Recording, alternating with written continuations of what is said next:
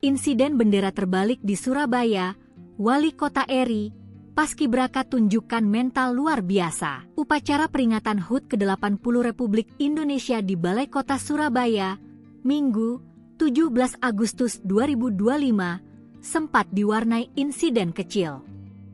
Saat pengibaran bendera merah putih, warna putih sempat terlihat berada di posisi atas. Meski demikian, suasana tetap hikmat dan upacara berlangsung lancar.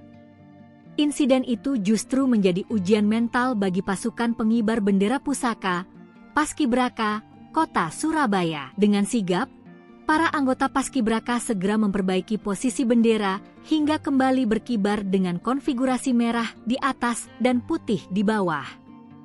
Wali Kota Surabaya, Eri Cahyadi, yang bertindak sebagai inspektur upacara, menyaksikan langsung momen tersebut. Usai upacara, ia mendatangi regu Paskibraka dan memberikan motivasi. Alih-alih menyoroti kesalahan, Eri justru mengapresiasi ketenangan dan kekompakan mereka. Menurutnya, respons cepat yang ditunjukkan para pengibar adalah bukti kedewasaan mental. Sebagai mantan anggota Paskibraka, Eri mengaku bangga.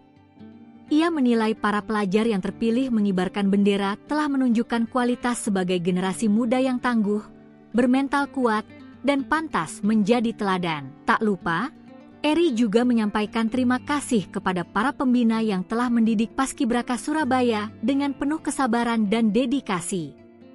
Bagi Eri, insiden kecil dalam pengibaran bendera tidak akan mengurangi makna besar peringatan HUT ke-80 Republik Indonesia. Justru dari momen itu, generasi muda diajak belajar bahwa ketenangan, kebersamaan, dan semangat pantang menyerah adalah kunci untuk menjaga merah putih tetap berkibar dengan gagah.